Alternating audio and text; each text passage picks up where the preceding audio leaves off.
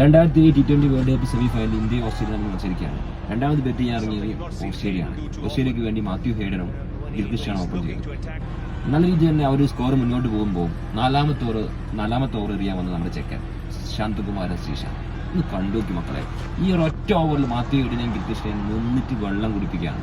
ഒന്ന് കണ്ടോ, ഈ നാലാമത്തെ ഓവറിൽ ആകെ കൊടുത്തത് ശ്രീശാന്ത് ഒരു റണ്ണാണ്. വീണ്ടും ധോണി അടുത്ത സ്പെല്ലിനായിട്ട് ശ്രീശാന്തിനെ വിളിക്കുകയാണ്. പിന്നെയാണ് മക്കളെ കഥ മാറുന്നത്.